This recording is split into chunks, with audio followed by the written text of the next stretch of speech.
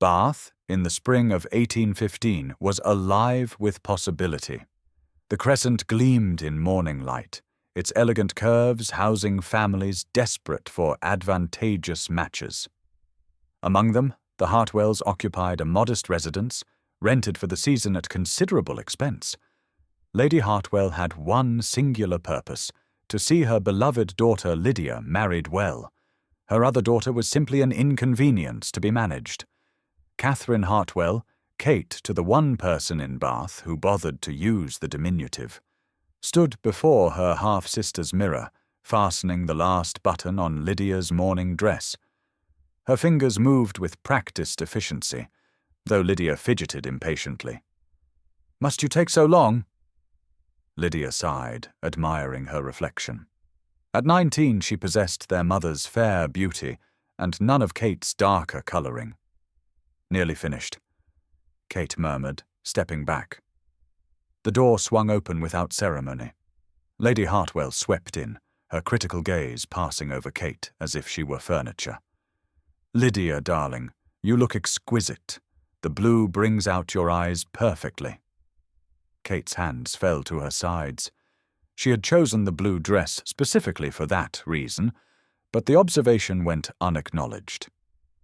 Lady Hartwell finally glanced at Kate, her expression souring. "Must you hover so? And that dress, Catherine? It's positively grey with age. At least attempt not to embarrass your sister with your presence at the pump rooms this morning." The familiar ache settled in Kate's chest. She was 23, a confirmed spinster in everyone's eyes, particularly her mother's. "Actually," Lady Hartwell continued, her tone sharpening, "perhaps it's best you remain home today.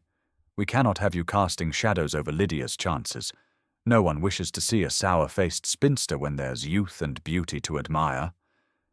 "Yes, Mother," Kate replied quietly.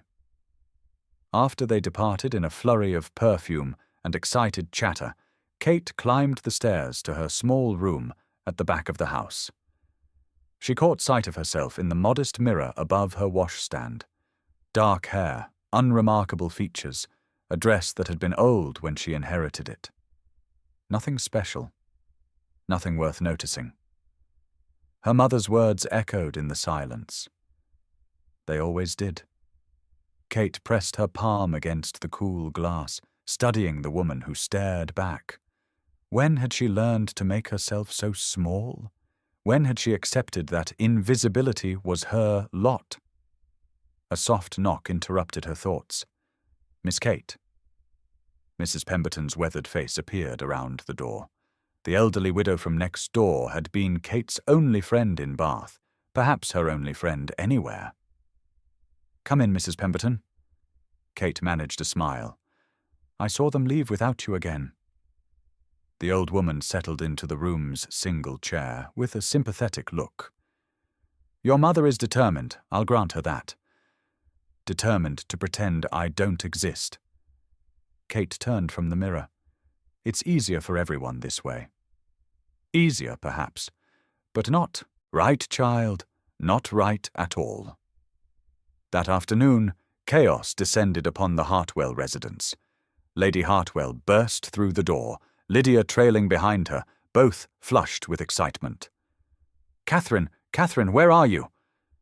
Kate emerged from the kitchen, where she had been reviewing the week's accounts. Her mother never bothered with such matters. "Yes, Mother. The Duke of Ashbourne has accepted our invitation to tea. Today? This very afternoon." Lady Hartwell pressed a hand to her chest. "We haven't a moment to lose. Lydia must look perfect." The Duke of Ashbourne. Even Kate had heard the whispers about London's most eligible bachelor seeking respite in Bath. Every mother in the city was circling like hawks. "I'll help Lydia dress," Kate offered. "No." Lady Hartwell's voice cut sharp. "You'll serve tea, like the staff. We cannot have you anywhere near the Duke where he might mistake you for someone of consequence. Stay in the background, serve refreshments, and for heaven's sake try not to speak." The words struck like physical blows, but Kate had learned long ago not to flinch. As you wish. 2 hours later, the drawing-room gleamed with desperate polish. Lydia perched on the settee in rose silk, positioned to catch the afternoon light. Lady Hartwell hovered nearby, every inch the devoted mamma. Kate stood by the tea service, hands folded, willing herself to disappear into the wallpaper. When the Duke arrived, even Kate had to admit he was striking. Tall, dark-haired, perhaps 30, with an air of quiet authority that filled the room. Alexander Thornfield, Duke of Ashbourne, moved with the easy confidence of a man who had never questioned his place in the world. Your Grace, what an honour. Lady Hartwell practically genuflected. May I present my daughter, Miss Lydia Hartwell? Lydia curtsied perfectly, her rehearsed smile bright. Your Grace. The Duke bowed. Miss Hartwell, a pleasure. His gaze swept the room and landed on Kate. She felt it like sunshine after years in shadow, startling, almost painful. For a moment their eyes met. Please sit. Lady Hartwell gestured expansively. We have much to discuss. Lydia is quite accomplished, you know. She plays pianoforte beautifully, and her watercolours have been much admired. Kate moved forward with the tea service, keeping her movements small and unobtrusive. She had perfected the art of serving without being seen. Tea, Your Grace. Her voice came out barely above a whisper. Thank you. His voice was deeper than she expected, warm. As she poured, her hands trembled slightly. The Duke was watching her. She could feel his attention like heat against her skin. Why was he looking at her? The cup rattled against the saucer. Tea splashed over the rim, pooling in the delicate porcelain. Catherine! Lady Hartwell's voice cracked like a whip. Clumsy girl. Your Grace, I apologize profusely. She's not accustomed to serving guests of quality. Shame burned through Kate's chest. She reached for a cloth, hands shaking harder now. Accidents happen to us all, the Duke said mildly. His eyes remained on Kate, something unreadable in their depths. Miss... Kate's throat tightened. Catherine, Your Grace, but no one calls me that. What do they call you? The question hung in the air. Lady Hartwell laughed nervously. Oh, she's just Kate. Now, Your Grace, you must hear Lydia's thoughts on the new assembly rooms. But for one more heartbeat, the Duke held Kate's gaze. Something passed between them in that moment. Recognition, perhaps, or simply the acknowledgement of one human soul seeing another. Then he turned to Lydia, and Kate retreated to her corner, heart hammering inexplicably against her ribs. After the Duke departed, with promises to attend the upcoming assembly, much to Lady Hartwell's delight, the verdict came swiftly. He was utterly charmed by Lydia, Lady Hartwell declared, pacing the drawing-room. Did you see how he smiled at her? Oh, this is better than I dared hope. Lydia glowed with triumph. He is rather handsome, isn't he? Handsome and rich and titled. You'll be a duchess, my darling girl. Lady Hartwell whirled on Kate, who had been clearing the tea things. As for you, you nearly ruined everything with your clumsy display. If you cost your sister this opportunity, Catherine, I shall never forgive you. I'm sorry, Mother. Sorry means nothing. Just stay out of sight until this is settled. That night, alone in her room, Kate sat by the window overlooking Bath's glittering lights. She should feel nothing. The Duke was far above her sphere, interested in Lydia as was proper and expected, but she could not forget the way he had looked at her, as if she were visible, as if she mattered. Across the city, in far grander lodgings, Alexander Thornfield stood at his own window. He had accepted a dozen tea invitations since arriving in Bath, endured countless introductions to simpering debutantes and their ambitious mothers. But none had affected him like the quiet, sad-eyed woman who called herself just Kate. Thomas, his long-time butler, cleared his throat from the doorway. Will there be anything else this evening, Your Grace? Tell me, Thomas, when we were at the Hartwell residence, did you notice anything unusual about the family? Thomas hesitated. A good butler never gossiped, but loyalty to his employer ran deeper. The younger Miss Hartwell was not treated as family, Your Grace, more like a servant, perhaps less than a servant, if I may be frank. Alexander's jaw tightened. I thought as much. Will you be calling on them again, Your Grace? Yes. Alexander turned from the window, decision crystallizing. Yes, I believe I will. He could not explain the pull he felt toward Catherine Hartwell, only that in her eyes he had glimpsed something real in a world of artifice, something wounded but unbroken, and Alexander Thornfield had never been one to ignore what was real. 2 days passed before Kate was sent on an errand she could not refuse. Lady Hartwell had developed a sudden need for Bath's medicinal waters, not for her health, but as an excuse to keep Kate occupied and out of sight during the morning promenade hour. Fetch me water from the pump rooms, her mother had ordered, and do not dawdle, do not speak to anyone, simply get the water and return home immediately. The pump rooms bustled with fashionable society. Kate kept her head down, moving along the edges of the crowd towards the fountain where attendants dispensed the famous waters. She wore her oldest walking dress, a faded green that had seen better years, Miss Catherine. The voice stopped her mid-step. She turned slowly, disbelief warring with something dangerously close to hope. The Duke of Ashbourne stood 3 feet away, immaculate in morning dress, looking entirely too pleased to see her. Your Grace. Kate curtsied, acutely aware of her shabby appearance. I did not expect to see you here. I might say the same. He moved closer, and the crowd seemed to part around him naturally. Though I confess I hoped I might encounter you somewhere in Bath. You disappeared so thoroughly after tea the other day. I was never really there, Your Grace. The words escaped before she could stop them. His expression shifted, something sharp and assessing entering his eyes. Alexander, when we're speaking privately, I would prefer you call me Alexander. Kate's breath caught. That was highly improper, also impossible to refuse. I shouldn't. Tell me about Bath. He interrupted smoothly. You seem like someone who knows this city well. It was a kindness, this change of subject. Kate grasped it like a lifeline. I've read about it extensively. The Roman baths, the architecture, the way the city was built in the 1760s following Palladian principles of proportion and harmony. She stopped abruptly, heat flooding her cheeks. Forgive me. I'm being tedious. You're being fascinating. Alexander's attention had sharpened considerably. You studied classical architecture? I study whatever books I can find.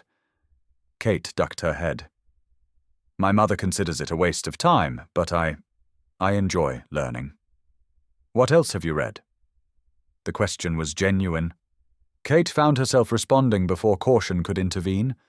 They spoke of books, of history, of the Roman innovations that had made Bath possible 2 millennia ago. Alexander listened with an intensity that was almost overwhelming, asking questions that proved he valued her thoughts. For 10 precious minutes, Kate forgot to be invisible. The hot springs emerge at a constant temperature. She was explaining, gesturing toward the pump house, which suggests a fault line deep beneath the city carrying the water from— Catherine! Lady Hartwell's voice cut through the moment like shattered glass. Kate jerked back from the Duke, suddenly remembering where she was. What she was. Her mother bore down on them with Lydia in tow, both looking scandalized. Your Grace! Lady Hartwell's smile was brittle and bright. What a delightful surprise. I see you've encountered my Catherine. The pause before her name spoke volumes. Lady Hartwell, Miss Lydia. Alexander bowed correctly, but Kate noticed the tightness around his eyes. "I was just having the most enlightening conversation with Miss Catherine about Bath's architectural history." "How peculiar!" Lady Hartwell's laugh grated. "Catherine, you were meant to fetch water and return home immediately. His Grace does not need to be bothered with your—" "It was no bother," Alexander said coolly. "In fact, I found it remarkably. Lydia knows a great deal about Bath as well." Lady Hartwell interrupted desperately. "Don't you, darling? Perhaps your Grace would prefer to hear her thoughts on the matter. Catherine, fetch the water. Now." It was not a request. Kate curtsied quickly. "Of course, Mother. Your Grace. Miss Lydia." She fled before tears could betray her, feeling his eyes follow her retreat. Behind her, she heard Lady Hartwell's bright chatter resume, Lydia's practiced laugh. The water tasted bitter on her tongue as she collected it, but not as bitter as the reminder of her place. Alexander watched Catherine Hartwell disappear into the crowd, something dark and angry tightening in his chest. He barely heard Lady Hartwell's continued attempts to monopolize his attention with Lydia's supposed accomplishments. The cruelty had been subtle, but unmistakable. The dismissal, the interruption, the way Catherine had shrunk back into invisibility as if it were a familiar refuge. He made polite conversation for exactly 3 more minutes before excusing himself. As he walked back to his lodgings, Alexander found himself thinking not of the beautiful, vapid Lydia, but of Catherine's face when she discussed Roman engineering.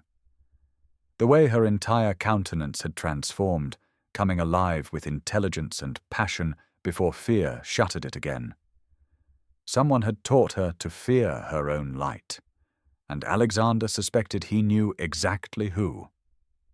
3 evenings later, the upper assembly rooms glittered with Bath society.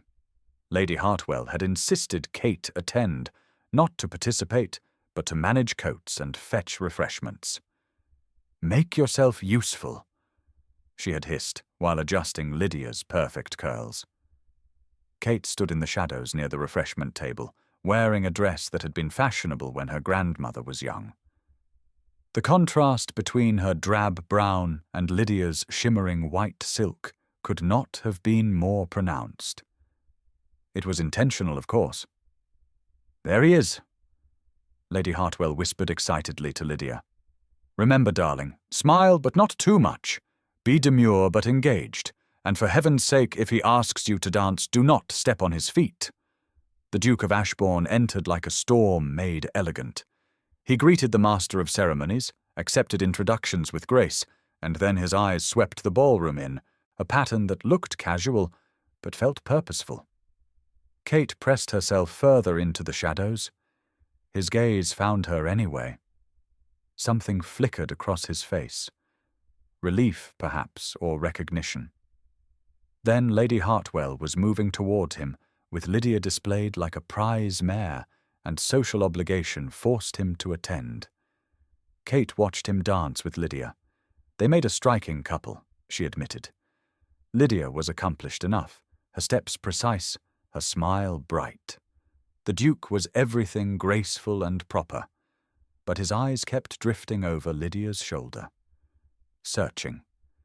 Kate should not feel the warmth that knowledge brought. It was dangerous and foolish, and would lead only to more pain. When the dance ended, Alexander escorted Lydia back to her mother, bowed with impeccable courtesy, and then did something unprecedented. He crossed directly toward the refreshment table, where Kate stood half hidden behind a pillar. "Miss Catherine."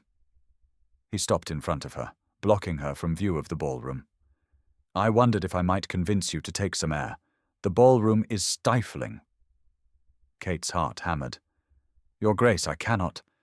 My mother is occupied with the Countess of Pembroke last I checked." His voice dropped lower. 5 minutes.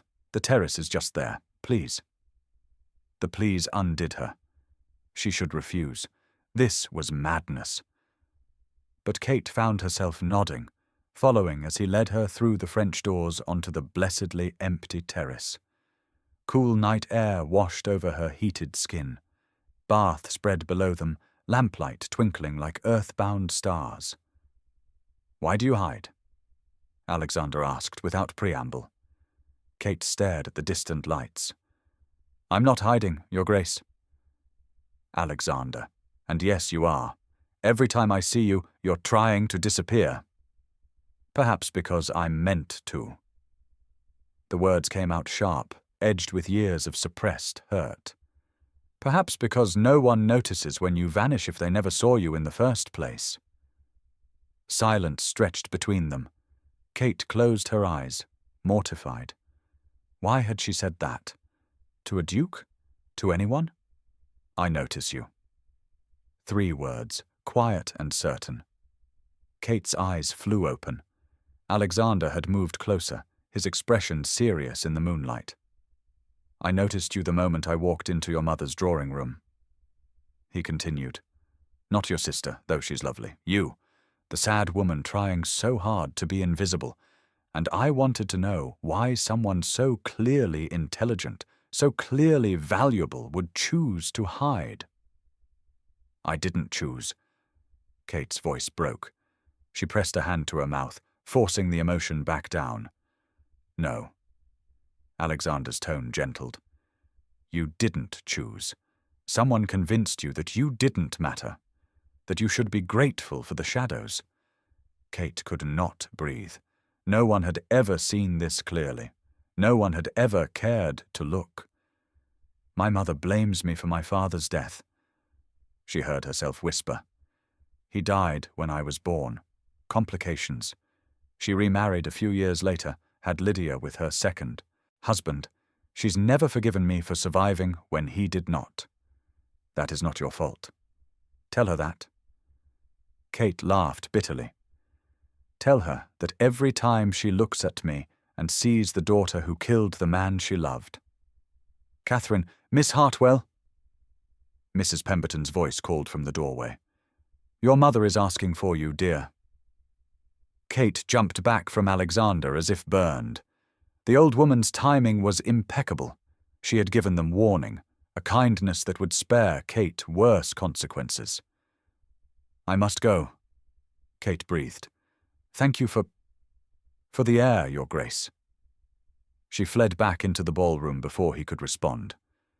But she felt his eyes on her retreating form, carrying the weight of things left unsaid. Behind her, Alexander stood alone on the terrace, hands clenched at his sides. "I notice you." He had meant every word. The morning brought consequences. Kate was summoned to her mother's room before breakfast, where Lady Hartwell sat rigid with fury. "Mrs. Caldwell saw you," she hissed. "On the terrace, alone with the Duke." Kate's stomach dropped. "We only spoke." "You spoke. You."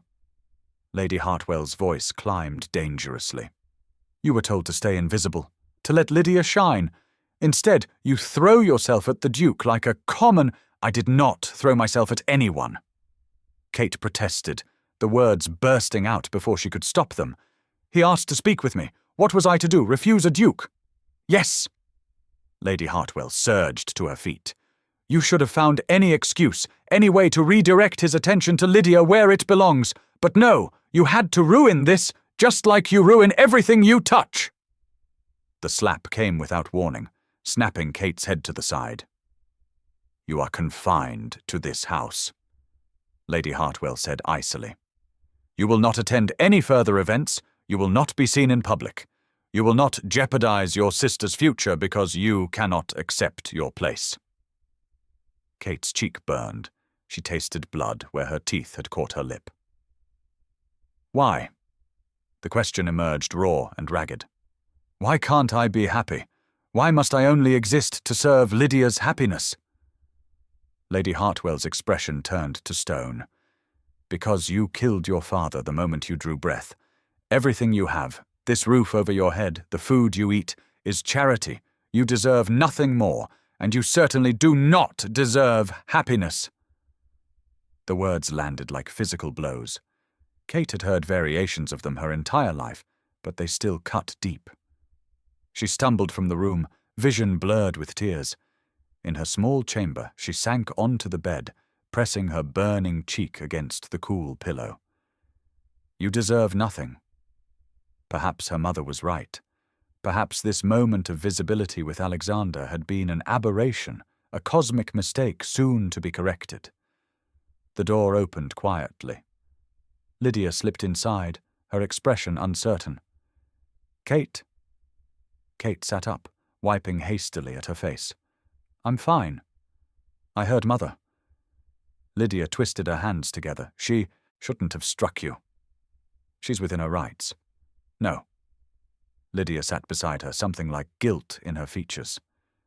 She's not. And Kate, I'm sorry. Kate blinked. For what? For never defending you. For enjoying being the favorite while you suffered. Lydia met her eyes. You're my sister. I should have been kinder. It was perhaps the first genuine thing Lydia had ever said to her. Kate felt something crack in her chest. Thank you, she whispered. Lydia squeezed her hand once, then left. It was not salvation, but it was something. That afternoon, Alexander arrived at the Hartwell residence. He had spent the morning making inquiries through his network. What he learned about Lady Hartwell's treatment of her eldest daughter made his blood boil. Thomas answered the door with his usual discretion. Your Grace, I'm here to see Lady Hartwell, and Miss Catherine Hartwell. I shall inquire. Thomas disappeared into the house. Alexander waited in the entrance hall, noting the modest furnishings, the worn carpet. The Hartwells were not wealthy. This explained some of Lady Hartwell's desperation, though it did not excuse her cruelty. Lady Hartwell appeared in a flurry of false delight. Your Grace, what an unexpected pleasure. Please come in. Lydia will be thrilled. I came to speak with Miss Catherine. Alexander interrupted quietly. The colour drained from Lady Hartwell's face. Catherine is indisposed, unwell. But Lydia, is Miss Catherine truly unwell, or have you forbidden her from seeing visitors? Lady Hartwell's mouth opened and closed. Your Grace, I must protect my daughter from what? From being treated with basic human dignity? Alexander's tone remained even, but steel ran through it. I have heard disturbing things about this household, Lady Hartwell, about how you treat your eldest daughter. She is difficult, ungrateful. After all I have done for her, you blame her for her father's death. It was not a question. Lady Hartwell paled further. That is a family matter. It is cruelty. Alexander stepped forward. And I will not stand by while you torture a woman who has done nothing wrong except survive. In the doorway, Kate stood frozen. She had heard raised voices and crept downstairs despite her mother's orders. Now she listened to the Duke of Ashbourne, a man she barely knew, defend her against her own mother. Where is she? Alexander demanded. I will not be spoken to this way in my own home. Lady Hartwell's voice shook. You have no right. I'm here. Kate stepped into view. Her cheek still bore the shadow of her mother's hand. Alexander's expression darkened when he saw it. Miss Catherine. His voice gentled immediately. Might I have a moment alone with you? In the garden, perhaps? Lady Hartwell made a strangled sound of protest. Alexander ignored her entirely, his gaze locked on Kate. Kate looked between the Duke and her mother. Fear warred with something else, something that felt dangerously like hope. Yes, she breathed. Yes, Your Grace. She walked past her mother's shocked face and took Alexander's offered arm. His hand covered hers briefly, warmly. Together they stepped into the small garden behind the house, leaving Lady Hartwell speechless in their wake. The consequences would be severe. Kate knew this, but for the first time in her life, she chose herself anyway. The garden was modest, spring flowers blooming in neat rows. Alexander guided Kate to a bench beneath a flowering cherry tree, pink petals drifting around them like snow. For a moment, neither spoke. Kate's heart hammered so loudly she was certain he could hear it. "Your Grace," she began, voice trembling. "You should not have come. Your mother will do nothing." Alexander turned to face her fully. "Kate, may I call you Kate?" She nodded, unable to speak. "I have spent the last 2 days making inquiries." His expression was grave. "About your family, about how you're treated. What I learned made me ashamed I didn't see it sooner." Kate looked away. "It's not your concern. It is absolutely my concern." He caught her hand gently. "Because I cannot stop thinking about you. From the moment you served tea with shaking hands and called yourself just Kate, I have been unable to get you out of my mind. I don't understand." Kate's eyes filled with tears. "Why would you? I'm nothing. Nobody. My own mother can barely stand to look at me." "Then your mother is a fool." The certainty in his voice broke something open in Kate's chest. A sob escaped before she could stop it. Alexander pulled her closer, not quite embracing but offering shelter. "Listen to me. Are you listening?" Kate nodded against his shoulder. "You are brilliant. You are kind despite every reason not to be. You have survived years of cruelty and emerged with your humanity intact." His voice roughened with emotion. "When I look at you, I don't see what your mother sees. I see strength. I see grace. I see home." Kate pulled back to look at him, tears streaming down her face. "How can you say that? You barely know me." "I know enough." Alexander reached up to brush a tear from her unmarked cheek, carefully avoiding the bruised one. "I know that you hide intelligence because you've been told it's unwelcome. I know you make yourself small because that's safer than being seen. I know you believe you're worthless because you've been told that lie so many times you think it's truth." "It is truth," Kate whispered. "I killed my father. I'm the reason—" "No." Alexander's voice turned fierce. "You were an infant. You bear no responsibility for the tragedy of your birth. Your mother's grief is valid, but her cruelty to you is not. It has never been." Kate stared at him. These words so foreign they seemed spoken in another language. No one had ever absolved her. No one had ever suggested her mother might be wrong. "I have been looking for someone real," Alexander continued, softly. "Someone genuine in a world of performance. I was engaged once, years ago. I thought she loved me. She loved my title. When I discovered the truth, I swore I would never again choose someone who saw the Duke before the man." He cupped her face with infinite gentleness. "You see me, Kate, just as I see you. Not titles, not society's expectations, just two people who recognize something true in each other." "I'm afraid," she admitted. "I'm so afraid of believing this is real only to discover it's another way to be hurt." "Then let me prove it to you."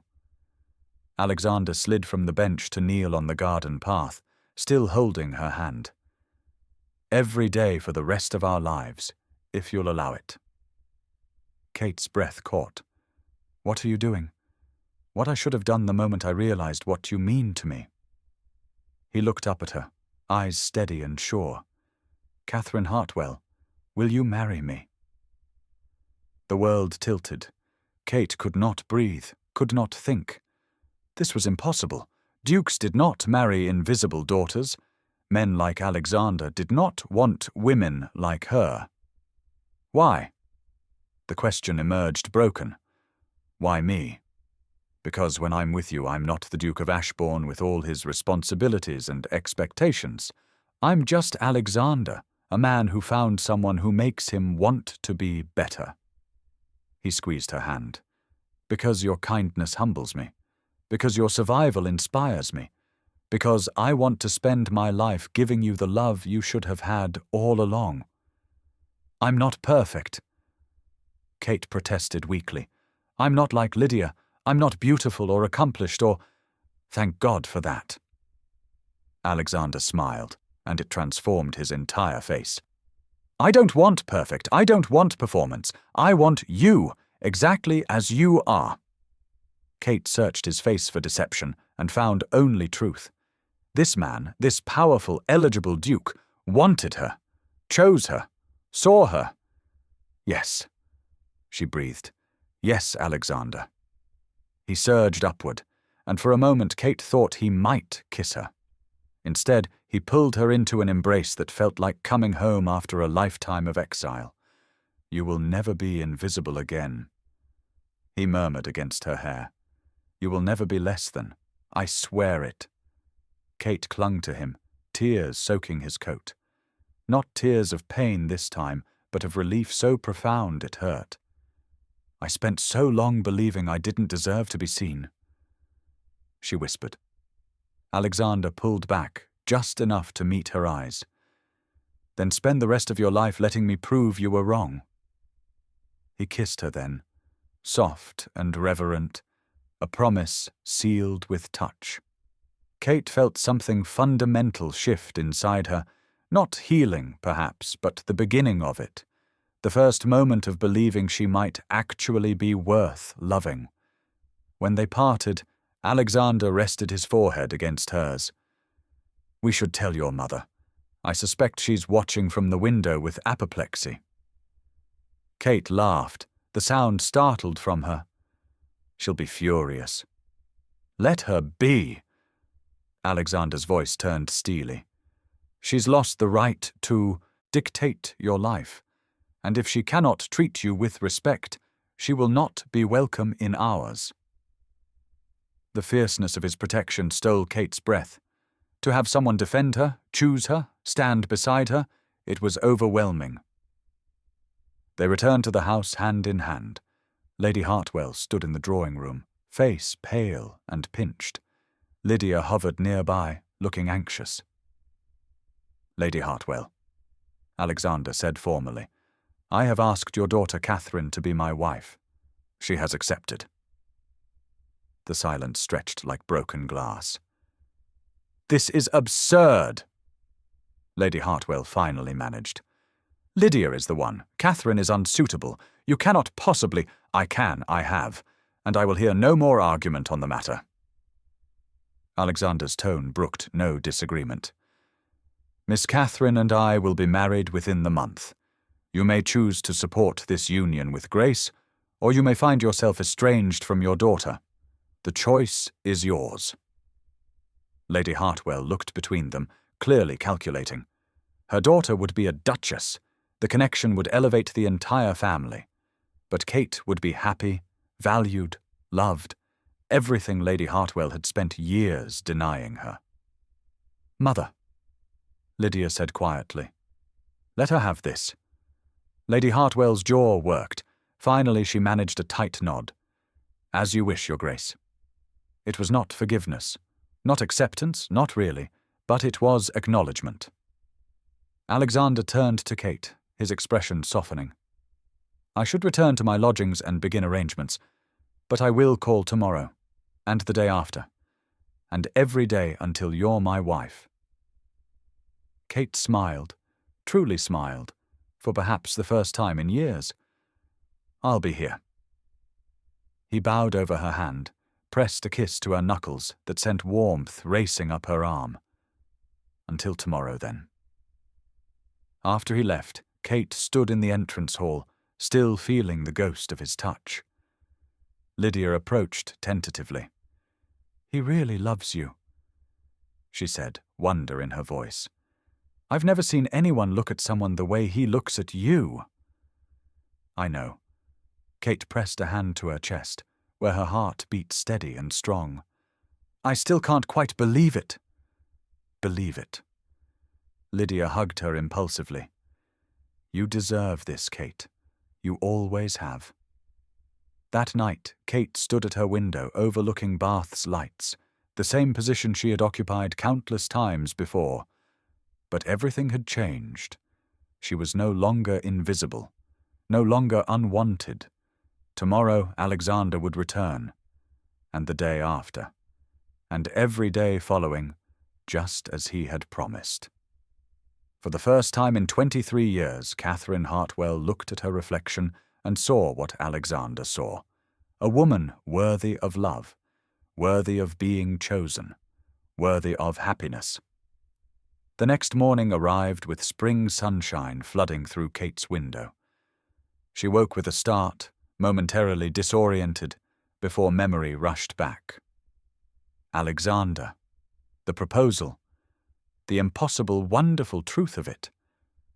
A knock sounded at her door. "Miss Kate." It was Mary, the housemaid. "There's a package for you. From the Duke." Kate's heart leaped. She opened the door to find Mary holding a wrapped box and an envelope sealed with the Ashbourne crest. Inside was a dress, not extravagant, but beautifully made in deep blue silk that would complement her colouring. The note read simply, "For today. You should be seen as you are. Remarkable." Kate pressed the paper to her chest, tears pricking her eyes. He understood.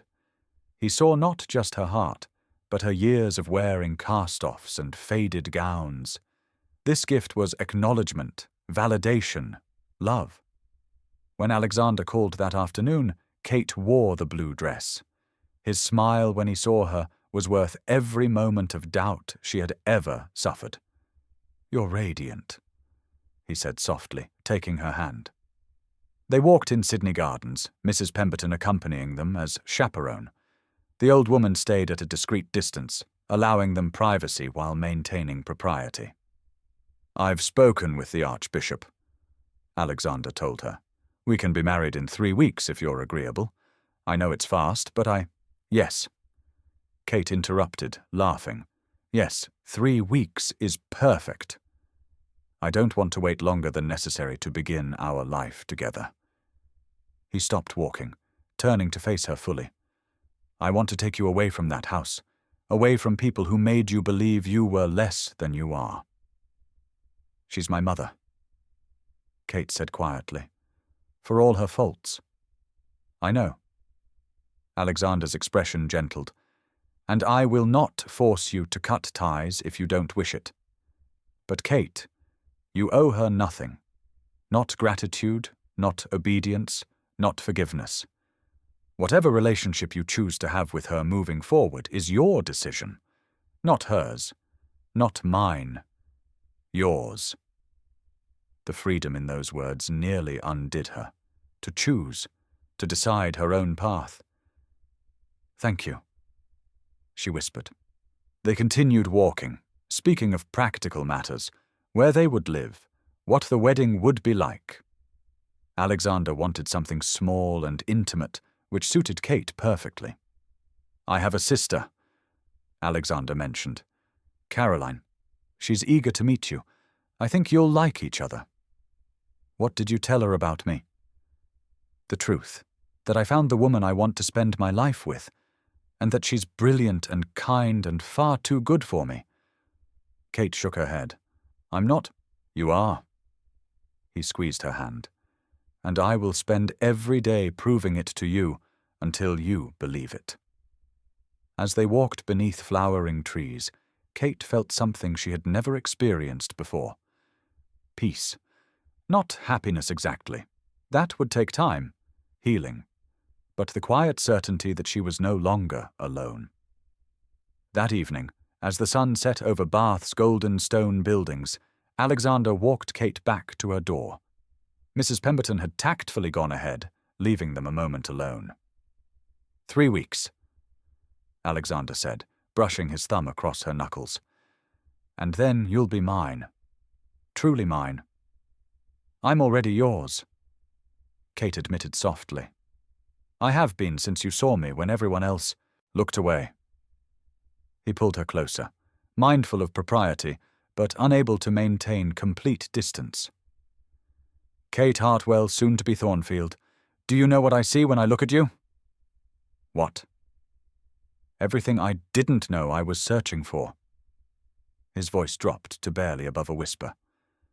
"Courage that doesn't announce itself, strength that manifests as gentleness, a heart that remained soft despite every reason to harden. Kate reached up to touch his face, wonder filling her. "How did you find me?" "I didn't find you." Alexander turned his head to kiss her palm. "You were always there. I simply had the great fortune to finally see what everyone else missed." He kissed her then, tender and unhurried, a kiss that tasted of promises kept and futures unfolding. When they parted, Kate's eyes shone with unshed tears. "I never thought I could have this," she confessed. "Love, partnership, someone who sees me." "Then let me prove you wrong every day for the rest of our lives." Inside the house, watching from behind the curtain, Lady Hartwell stood rigid. Lydia came to stand beside her mother, following her gaze to where Kate and Alexander lingered in the garden. "She looks happy," Lydia observed carefully. "She doesn't deserve him." The words came out harsh, automatic. "Mother." Lydia's voice was unusually firm. "She deserves every happiness. Perhaps more than any of us, considering what we've put her through." Lady Hartwell said nothing. The truth of her cruelty hung between them, undeniable now that someone of consequence had called it what it was. 3 weeks later, Catherine Hartwell married Alexander Thornfield, Duke of Ashbourne, in Bath Abbey. The ceremony was small. Caroline, Alexander's sister, served as witness alongside Mrs. Pemberton. Lady Hartwell and Lydia attended, though the former's expression remained pinched throughout. Kate wore ivory silk, simple and elegant. Alexander could not take his eyes off her. When the vicar pronounced them married, Alexander kissed his wife with a reverence that made her blush. "Duchess," he murmured against her lips. "That will take getting used to." Kate admitted. "You have a lifetime to adjust." The wedding breakfast was held at Alexander's rented residence. As toasts were made and cake was served, Kate found herself standing at the window overlooking Bath, Alexander's arm around her waist. "Regrets?" he asked quietly. "Not a single one." She leaned into his warmth. "Though I keep expecting to wake up and find this was a dream." "It's real." He turned her to face him, both hands framing her face. "You're my wife, my partner, my choice. And Kate, I will spend every day ensuring you never doubt that again." In Alexander's eyes, Kate finally saw what she had never seen in any mirror, any reflection, any moment of her first 23 years. Herself, whole and worthy and deeply, truly loved. She was no longer the unwanted daughter. She was Catherine Thornfield, Duchess of Ashbourne. And she was finally, beautifully, undeniably seen,